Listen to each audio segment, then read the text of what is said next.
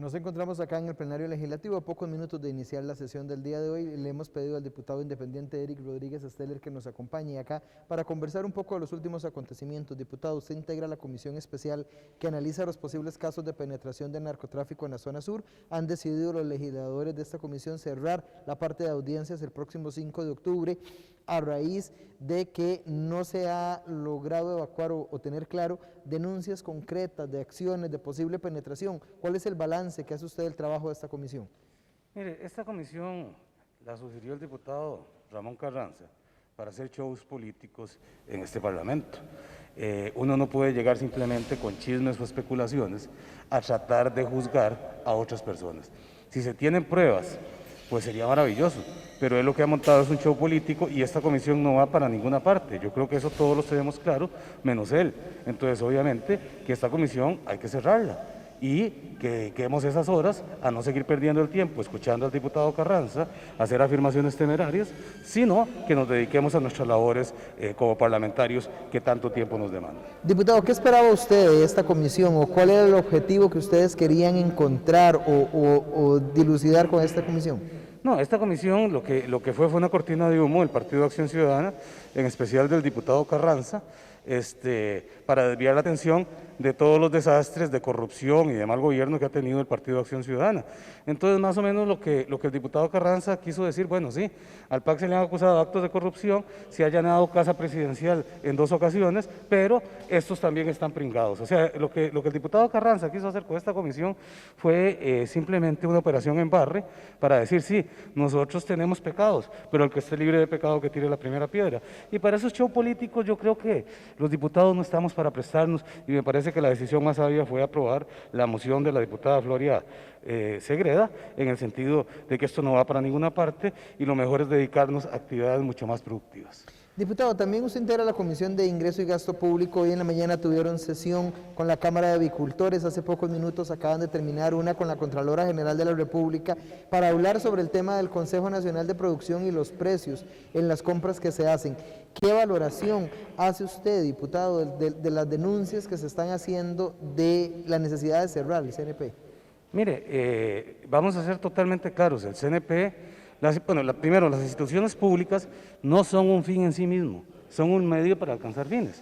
Entonces tenemos un Consejo Nacional de la Producción que lo único que hace es comprar barato y vender caro. Entonces mejor eliminamos ese intermediario y que las juntas de educación o la misma fuerza pública le compre directamente a quienes lo producen, hasta sale más barato comprarlo en una pulpería que comprarlo en el CNP.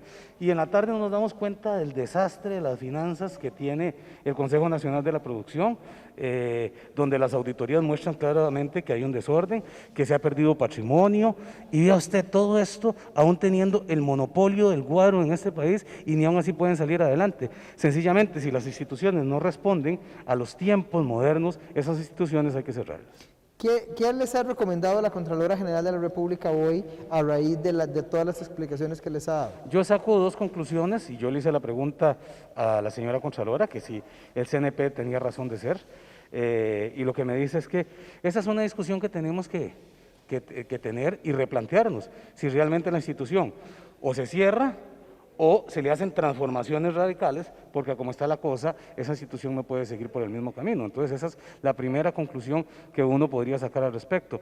La segunda conclusión que uno puede deducir es que el desorden en el manejo de las finanzas del Consejo Nacional de la Producción no se le puede seguir cargando a este país. Diputado, usted cuando ingresó al plenario legislativo como diputado planteaba volver otra vez a presentar la corriente legislativa al proyecto Cerrar, que había sido un proyecto presentado por don Otón Solís Falles y que había terminado su vida legislativa precisamente para llegar a esa disminución del aparato estatal.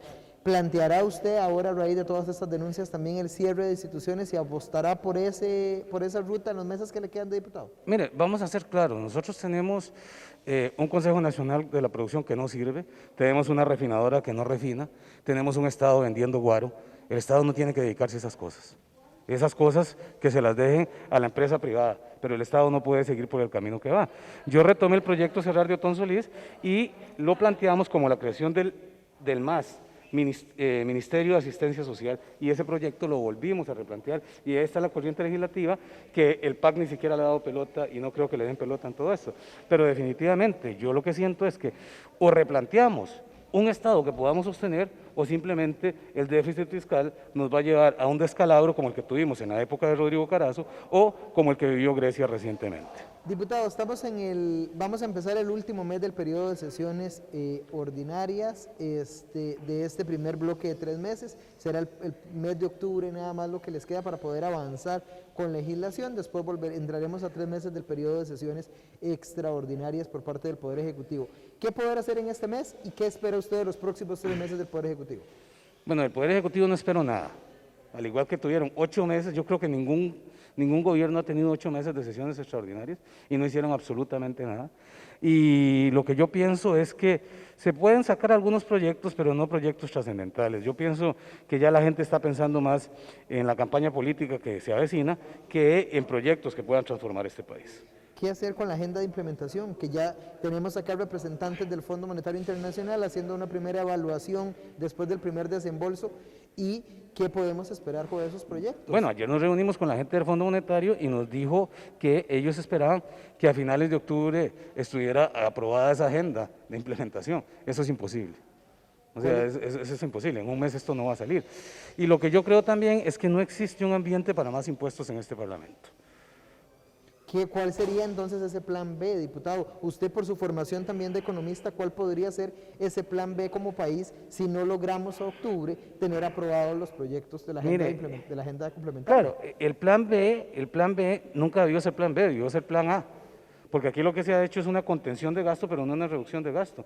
El problema de este país no es un problema de ingresos. Vea que los ingresos fiscales crecieron más de un 30% en los últimos meses y seguimos con problemas de déficit fiscal. Entonces, aquí no de ahora, desde hace mucho tiempo se debió plantear una reducción de gasto público y se debe analizar cuáles instituciones deben de seguir y cuáles instituciones que no cumplen la función social para la cual fueron creadas hay que cerrar definitivamente. ¿Cuáles, aparte de las que usted ha señalado, deberían cerrar? FANAL, CNP. Mire, yo presenté también un proyecto que es fusionar las 4 superintendencias en una sola, y contó con el aval de muchas personas, pero aquí igualmente no les interesa.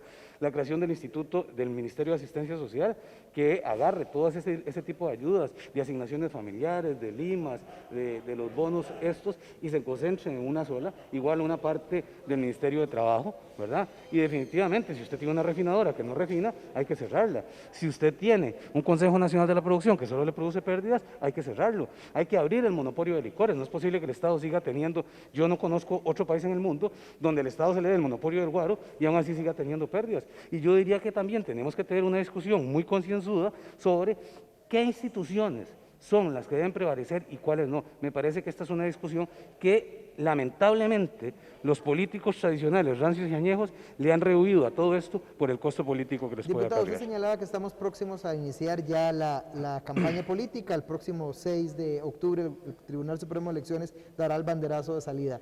¿Qué debería ser el próximo gobierno o cuál debería ser esa prioridad del próximo gobierno para atender la situación del país? Lo primero que hay que hacer definitivamente en este país es dejar a la gente trabajar. Eso es lo primero. Con estas restricciones no vamos para ningún lado y entonces así no vamos a reactivar una economía, así caiga oro del cielo. Eso es lo primero que uno tiene que hacer. Lo segundo que tenemos que ver es que tenemos que hacer que la economía crezca, para eso hay que dejar trabajar a la gente, que la economía crezca y que con ese crecimiento económico se pueda generar empleo. El principal problema de este país es un problema económico y el principal problema de este país es un problema de empleo. Este gobierno no tiene las personas con la capacidad para sacarlo adelante. Ese es el principal punto de este país. Mientras no dejemos a la gente trabajar y mientras le sigamos poniendo restricciones y limitaciones y no simplificamos trámites, este país nunca va a despegar y vamos a seguir con desempleos sumamente altos como el que tenemos ahora de un 18,4%. Un no al tren eléctrico que propone el gobierno con el préstamo con el Fondo Monetario Internacional. Yo pienso que el tren ya se descarriló desde hace mucho tiempo, sobre todo con el informe de la Contraloría General de la República, donde señala que los estudios son bastante débiles y entonces desde esa óptica uno no puede ponerse con caprichos si no tiene la evidencia empírica que le asegure que el tren es sostenible. Entonces me parece que por más que el gobierno quiera insistir, ya es un asunto que no va y me parece que perdería el tiempo si el gobierno vuelve a insistir con esto en este Parlamento. Le agradecemos al diputado Eric Rodríguez Steller. Muy buenas tardes, señoras y señores diputados. Al ser las 14:55